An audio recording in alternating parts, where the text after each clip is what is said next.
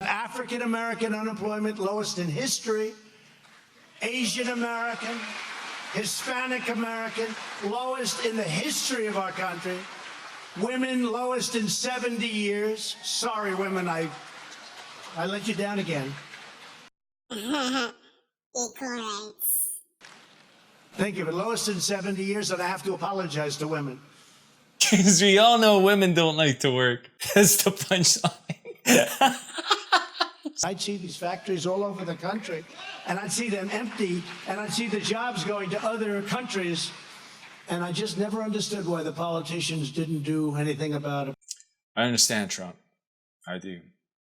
But what I don't understand is why, if you had such strong feelings about it, you still made everything in China, you cockroach.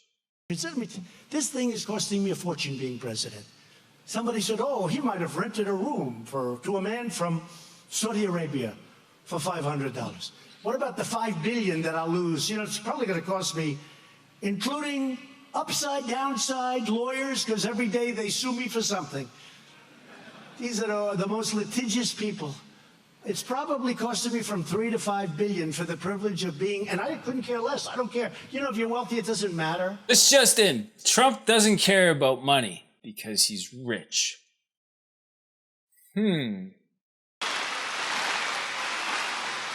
I got sued on a thing called emoluments. Emoluments. You ever hear the word? Nobody ever heard of it before.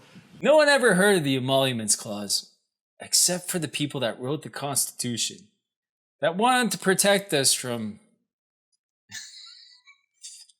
They went back. Now, nobody looks at Obama getting $60 million for a book. Even the art of the deal didn't get that. Even though nobody in history ever got that much money for a book. That's really gotta bite his balls. Obama got $60 million. Think of it, $60 million for a book. Nobody looks at any, but with me, it's everything, emoluments. Nobody knows what it is. Secretly building a Trump Tower in Moscow is a little bit different than getting a contract for a book. No one ever heard of the Emoluments Clause, except for the people that wrote the Constitution. So this silly little Emoluments Clause prohibits presidents from getting gifts so that they don't get bought by other countries. Terrible thing. So bad. Should get rid of that. This thing is costing me a fortune, and I love it. Yeah, it's no secret he loves to lose money. Okay? I love it because I'm making the lives of other people much, much better. Bullshit. Except for the 50,000 people he's got in cages. We're building a lot of wall, and we need it. We need it. We want people to come into our country. They have to come in legally, and we want them to come in through merit. Hey, if they're rich, let them in. If they got in, your fracking is gone, your coal is gone. You guys, I don't know what the hell you're going to do. You don't want to make widgets, right? No. You don't want to make, you want to learn how to make a computer, a little tiny I don't want to learn put it anything. with those big, beautiful hands of yours. Look. Going to take these big hands, he's going to take this little tiny part. Oh, I'm so stupid. Now you want to make steel and you want to dig coal. That's what you want to do. I'm gonna die in a coal mine. You go to places like China, they don't have oil and gas. They don't have it under there. They have to go buy it. And then they devalue their currency and manipulate their currency. And that costs them a fortune to go out and buy it. Wait. So are you... Did he just say that because China devalues their currency, it costs them more money to buy oil from us? Nobody knew this. Fracking made it possible. Other new technologies made it possible. And now we're the #1. Think of it, as I said, the #1 energy producer in the world. I'm so proud of that. You know, I'm surprised he hasn't said anything about black people yet. I said that with African Americans. They had the worst crime rates, the worst education, the worst everything. They had like 10 things. I'm reading it off a list. Never mind. They wanted to take away our wealth. That's what the Paris Accord would have done. Would have taken away our wealth. It wasn't for us. It was good for others. It wasn't for us. We had to pay money to other countries that are very substantial countries. They wanted to take Russia away is your really wealth. getting They their didn't want money's you to worth. drill. You know, they didn't want you to frack. They didn't want you to do steel. They wanted to take away your wealth. Now, the press will try and spin that differently. I gotta say, Russia's really getting their money's worth. Every time a prime minister, president, king, queen, dictator, whatever they may be, some are sort of mutual. Some of you have presidents and prime ministers who are actually dictators, but they come in and they see me at the Oval Office. They always say, almost everybody, congratulations on your incredible economy. What you've done is incredible. The tax cuts, the regulation cuts, all of the things we've done. And they were all saying, and they want to try and copy us. Praised by dictators. It's all fueled by the greatest treasure on the planet. Freedom! American energy. And we don't want people taking that away from us. Are you sure it's not freedom? Jason Eckhart is the third generation of his family to work on these grounds. Lowered expectations.